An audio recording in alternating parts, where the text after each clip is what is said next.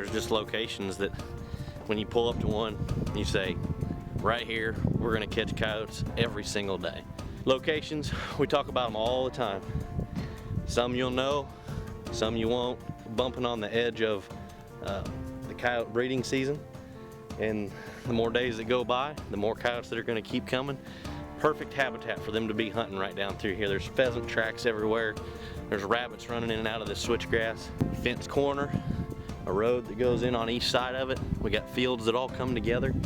Highway is actually right here, only like 100 yards away. This is just one of those that you could have a trap here for 3 months and probably catch a coyote every 3 days. Ideal location to put a hammer on some coyotes.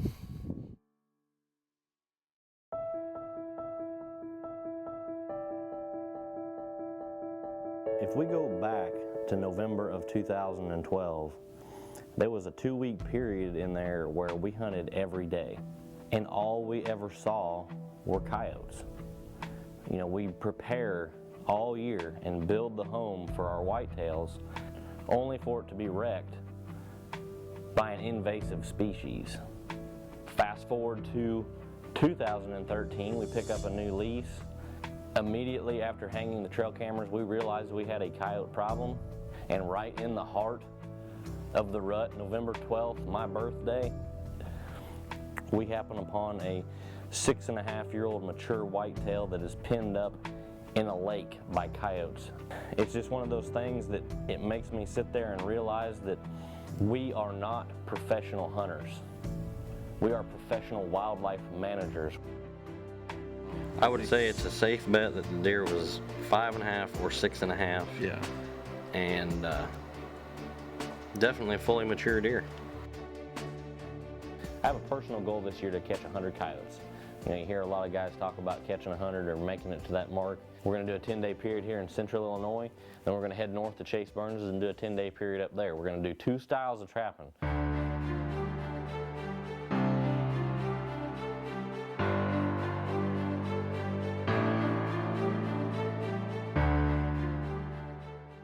It's cold, cold, cold weather. We're at a huge... I'm sorry I shut it off. Kind of like Rick running it whenever I was in my yard. I won't mention that. It happens. As I was trying to say, we're at a huge disadvantage right now. Frozen ground. It's really, really hard to dig our trap beds in. But the major disadvantage is having to use waxed dirt. It takes a lot of time to make it. It's very time consuming, but it's really the only reason that we're out here right now. Most other coyote trappers would be at the house with their traps in the shed. One major disadvantage to it, you can see it's so powdery and fluffy. It doesn't pack well around the traps. So you have more of a likely chance of a coyote come up to it, stepping on the jaw and feeling the trap, feeling some movement. But the key when you're doing this will actually make you a better trapper. Using this waxed dirt, you gotta have your trap in the right place. You gotta make him put his foot right where you want him the first time he comes up to the hole. You see, it doesn't pack nearly as well as what a slightly moist regular dirt would. So that coyote could possibly come up if you don't have your trap bedded right, and he'll feel something wrong underneath his foot, so to speak, and he'll back off and not engage the set. So trap placement, packing this light fluffy stuff in as good as you can is very important. When you get into these cold weather conditions and you have to bring in a foreign substance to sift back over your traps, you're always going to run into problems. I don't care if it's salt, if it's propylene glycol, or if it's peat moss, or if it's waxed dirt. It's just something different, and you're dealing with one of the weirdest animals in the woods.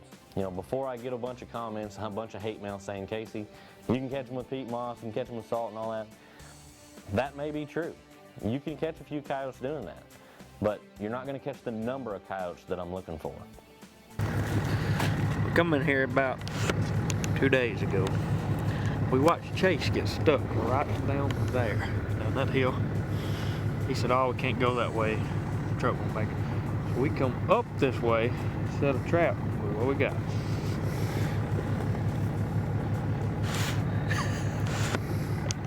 Oh, Chase Bird's coat collar. Yeah, right. You want it where anywhere you're gonna step ain't gonna move that trap. If it does move, you might as well not even leave it there. Because you're gonna come back the next day and it's gonna look like a scientist uncovered it with a toothbrush like it was a dinosaur bone. That's what it's gonna look like. I've experienced it many, many times. Not that hard. Just pack it in. Just put a little dirt on it. Pack it in.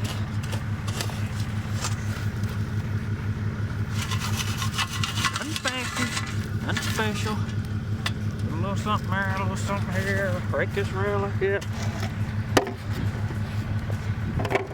Grab this little turd. Again, put that little turd there. They don't like stepping on their own turds for some reason. You know, one major key to catching a lot of coyotes is being on location and recognizing habitats that coyotes frequent. We're keying in on habitat changes, specifically finding where several types come together. Whether it's just a waterway that goes through the middle of a cornfield that makes a Y. There ain't a tree in sight. Or a mowed lane that winds through a CRP field and dumps into an open bottom field and fence rows that all come together to one place. These are the easiest thing in the world to pick out. It's basically just like deer hunting and finding a funnel for the rut. Sometimes you're going to find locations that you know there's coyotes coming down through there, but you can't find any definite funnel or definite pinch point. And this is where you're going to have to rely on a good bait, a good urine, and a good gland lure. Set the trap in where you think the coyotes are coming down and allow your scent to do the work.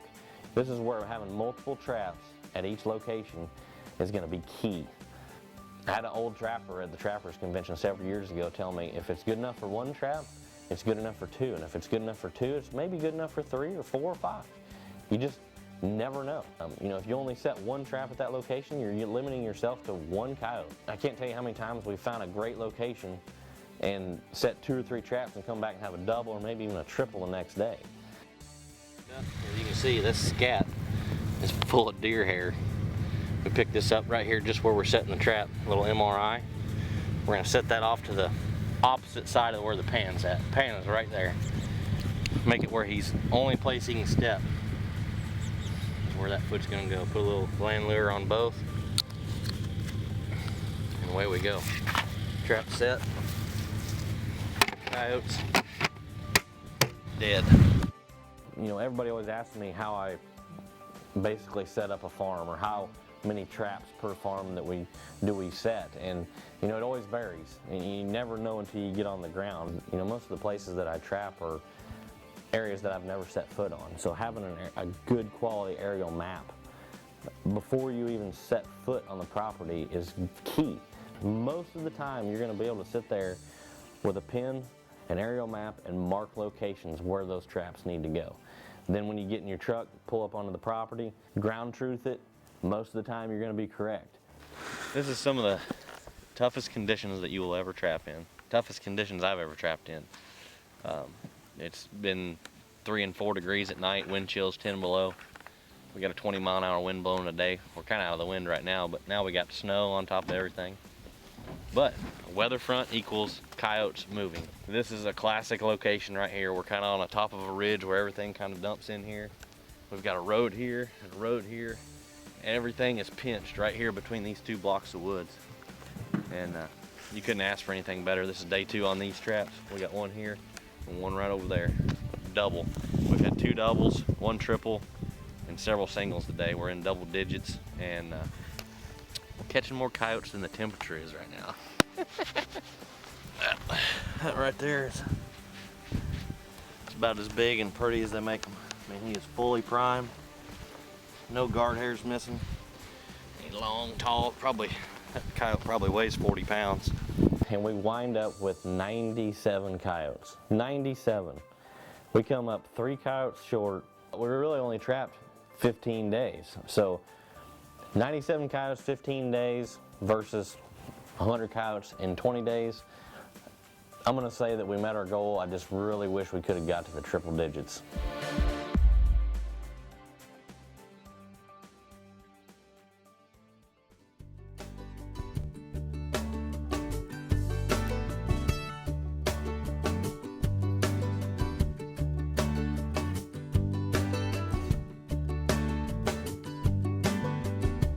There's a place I go, tucked back in the pines, where a green field grows, my own little paradise.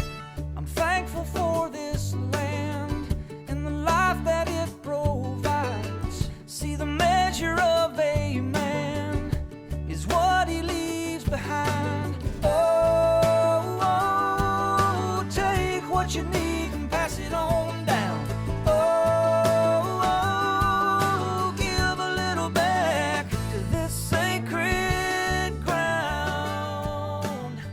Sometimes you just gotta get on old Chucky. Let him loosen up a little bit.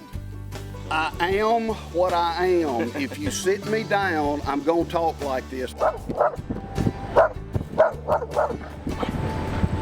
trails, in pine plantations, nothing can be better. That'd have been good if he hadn't have just bulldozed the camera.